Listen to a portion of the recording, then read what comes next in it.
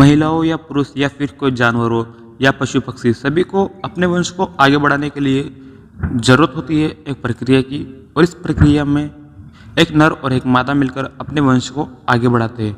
आप भी जानना चाहते हैं इस प्रक्रिया के बारे में, तो फैक्ट, नॉलेज और इन्फॉर्मेशन की इस दुनिया में हेल्प इन नॉलेज आपका स्वागत करता है। तो आइए चलिए जानते हैं इस प्रक्रिया के बारे में कि ये प्रक्रिया क्या है और इसका क्या महत्व है। इस प्रक्रिया को कहते हैं संभोग यानी सेक्स। इस शब्द को आप सभी ने जरूर सुना होगा, और अगर अभी तक आपने इस शब्द को नहीं सुना है तो आज सुन भी लीजिए और इसको समझ भी लीजिए। संभोग मैथुन या सेक्स की उस क्रिया को कहते हैं जिसमें नर का लिंग मादा की योनि में प्रवेश करता है, अर्थात नर और मादा द्वारा अपने गुप्तांगों से एक दूसरे के साथ की गई प्रक्रिया को ही संभोग कहते हैं। संभोग अलग अलग जीवित प्रजातियों के हिसाब से अलग अलग प्रकार से हो सकता है। संभोग को योनि मैथुन, काम क्रीड़ा और रति क्रीड़ा भी कहा जाता है।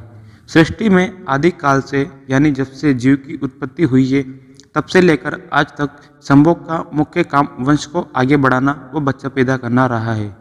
जहाँ कहीं जानवर व पक्षी सिर्फ उचित मौसम में ही सेक्स करते हैं यानी संभोग करते हैं, वहीं इंसानों में संभोग इस वजह के बिना भी हो सकता है और यह इंसानों में एक आम बात है।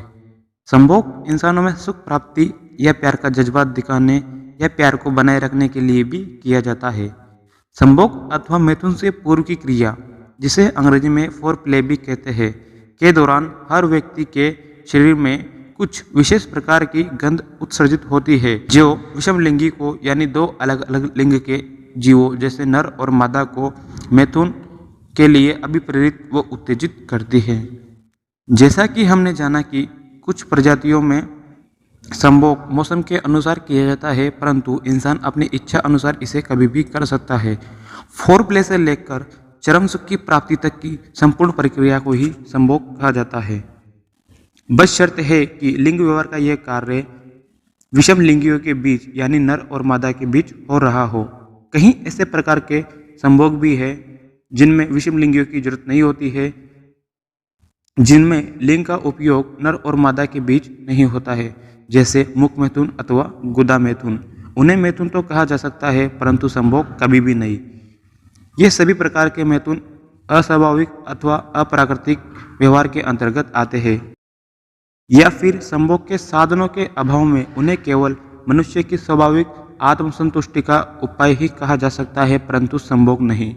संभोग का अर्थ है सम प्लस भोग अर्थात बराबर का भोग।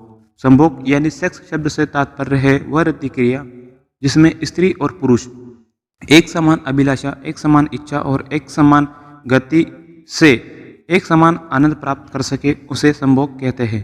तो दोस्तों, ये थी संभोग से यानी सेक्स से जुड़ी संपूर्ण जानकारी जो हमने आपको दी। आशा करते हैं कि आपको ये जानकारी पसंद आएगी।